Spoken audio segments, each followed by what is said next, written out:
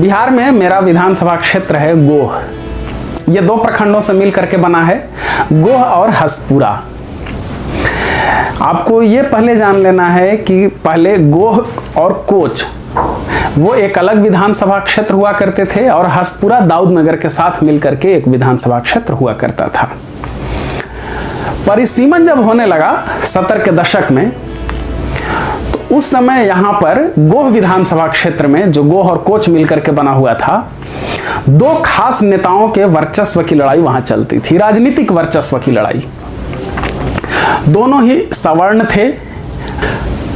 राजपूत समुदाय से थे मुनेश्वर ठाकुर, जो एकौना के रहने वाले थे, और दूसरी तरफ उनके प्रतिद्वंदी थे नंद कुमार सिंह। ये भूमिहार समुदाय से थे और इनका घर था मुंडेरा। परिसीमन के समय ऐसा मान करके कि एक जाति का वर्चस्व यहां पर रह जाए गोह विधानसभा क्षेत्र में, कोशिश ऐसी की गई कि गोह और हसपुरा को मिला करके एक विधानसभा क्षेत्र बनाया जाए। हुआ भी ऐसा ही, और गोह विधानसभा क्षेत्र में गोह और हसपुरा को मिला करके ये बन गया।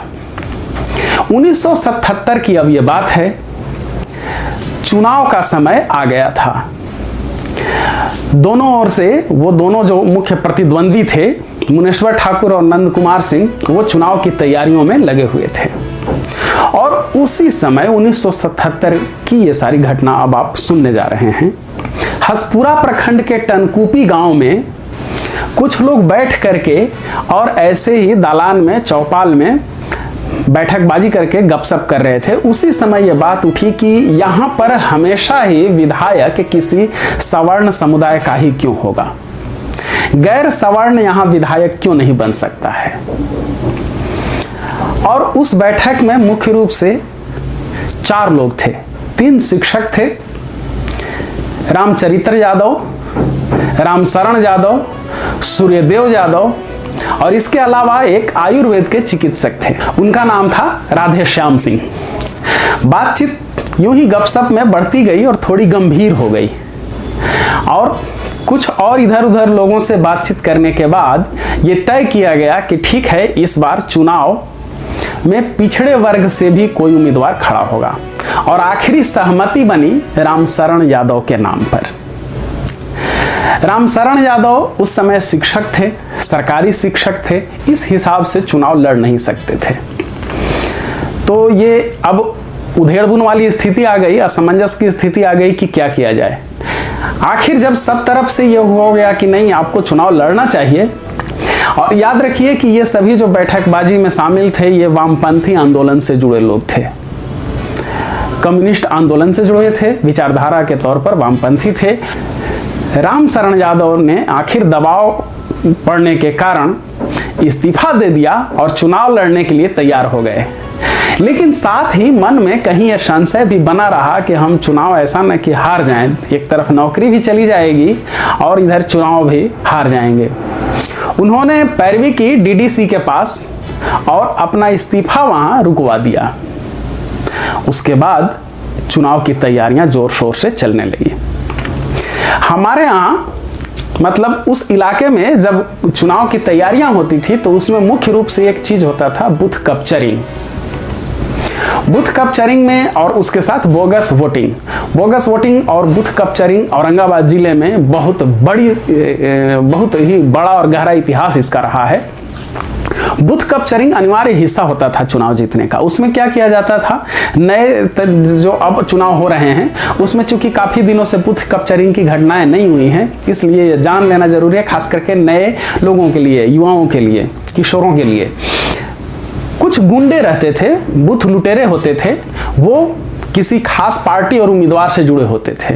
वो बूथों पर जाते थे, वहां कुछ बम फोड़ते थे, कुछ गोलियां चलाते थे, कुछ लोगों को पीट देते थे, सबको वहां से सभी मतदाताओं को भगा देते थे, और जिस उम्मीदवार के वो आदमी होते थे उसके पक्ष में वहां जो बैलेट पेपर, उस समय चुनाव होता था, बैलेट पेपर से जैसे अब ईवीएम से होने लगा है, हालांकि कुछ चुनाव अब भी बैलेट पेपर के ही आधार पर हो रहे हैं। तो बैलेट पेपर पर अपने समर्थन वाले उम्मीदवारों के चुनाव चिन्ह पर लगातार एक साथ मुहर मारते जाते थे और सबको बैलेट बॉक्स में डाल देते थे।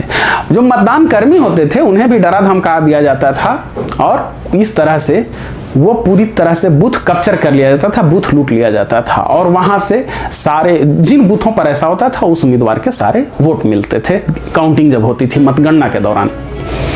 तो चुनाव की तैयारियों में बूथ कैप्चरिंग एक अहम हिस्सा हुआ करती थी और बूथ लूटने की तैयारियां भी दोनों जो सवर्ण उम्मीदवार थे वो करने लगे। एक सवर्ण उम्मीदवार ने कोइलवरी से बम बनाने का स्पेशलिस्ट बुलवाया और उस आधार पर वहां बम बनने लगा।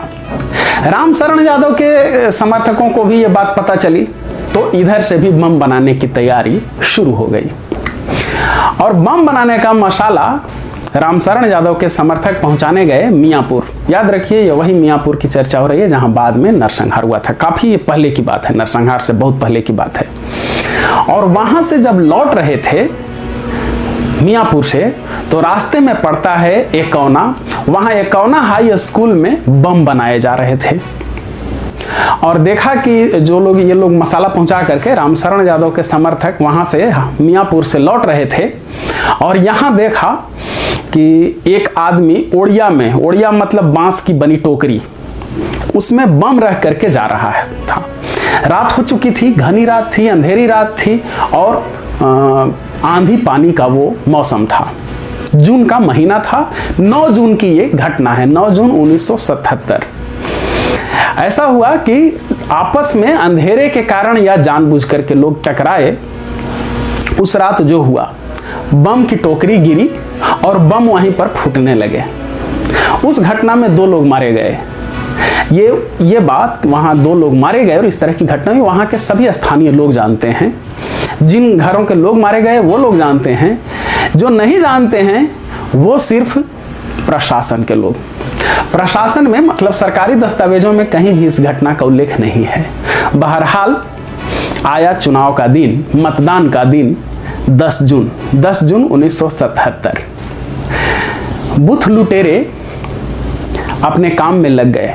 ये भी जान लीजिए कि 2 सवर्ण उम्मीदवारों में से एक उम्मीदवार को यह लगा कि अब वो चुनाव नहीं जीत सकेंगे, दूसरा काफी भारी पड़ रहा है, तो तीसरे नए प्रतिद्वंदी को जीतने देने के बजाय और गैर सवर्ण एक नया प्रत्याशी जीत जाए, इसके बजाय बेहतर है कि दूसरे सवर्ण प्रत्याशी को ही जीतने दिया जाए। और इसलिए वो बैठ गए, मतलब स्थिर हो गए, उन्होंने अपनी सक्रियता बंद कर दी। अब चुनाव के दिन जो दूसरे सवर्ण उम्मीदवार थे उनके बूथ लुटेरे पहुंचे और सबसे पहले उन्होंने झिंकटिया में बूथ लूटा और उसके बाद पहुंचे सागरपुर बूथ लूटने। सागरपुर में रामशरण यादव के समर्थक पहले से तैयार थे कि अगर कोई आया तो जवाब देंगे। वहां बूथ लुटेरे पहुंचे, जैसे ही उत्पात शुरू किया कि दे दनादन गोल से घेर करके चारों तरफ से छेंक करके और पिटाई शुरू कर दी। और उस घटना में 19 लोग मारे गए। 8 लोग घटना स्थल पर ही मर गए, बाकी 11 लोग अस्पताल ले जाते हुए या फिर अस्पताल पहुंच करके मरे। सागरपुर की यह घटना बहुत बड़ी घटना थी। बीबीसी ने बताया था उस समय कि पूरे विश्व में किसी एक बूथ पर इस तरह से 19 लोगों को मारे जाने की घटना ये इकलौती है। उस समय ऐसी घटना नहीं हुई थी कि कहीं एक साथ 19 लोग मारे जाएं। बहरहाल चुनाव का परिणाम आया और रामशरण यादव जीत गए। एक नया नेता पैदा हुआ, एक नया सितारा पैदा हुआ। पहली बार वहां गैर सवर्ण विधायक बना था। रामशरण यादव पिछड़ी जाति से आते थे, वो जीते और उन्होंने जो अपना इस्तीफा दे दिया था वो उस मामले में मुकदमा हो गया। वो मुकदमा हमेशा चलता रहा। आज रामशरण यादव हमारे बीच नहीं हैं, लेकिन जब पहली बार वो जीत करके पटना आए थे, पूरी दुनिया में चर्चा थी कि कौन वो विधायक है जिसके बूथ पर 19 मर्डर एक साथ हुए हैं। लोग देखने जाते थे। बिल्कुल ही साधारण सामान्य पहनावा था उनका, साधारण ढंग से रहते थे, कभी उनमें कोई विशिष्टता वाली बात नहीं रही। बिल्कुल जनता के सच्चे नेता के रूप में, सच्चे हिमायती के रूप में आजीवन वो बने रहे। बस से सफर कर लेते थे, लोगों के यहाँ पैदल चले जाते थे, गलियों में घूम लेते थे, और जब यहाँ लोग मिलने पहुंचे तो देखा कि ये तो बिल्कुल ही अजीब टाइप का आदमी है। रंग काफी गहरा काला, कपड़े एकदम ही जिस पर कभी आयरन न किए गए हों। पहली बार यहाँ पर पहुंचे थे पटना। बाद में रामशरण यादव और भी चुनाव जीतते रहे और गोह विधानसभा क्षेत्र से कुल 5 बार वो विधायक के रूप में निर्वाचित हुए।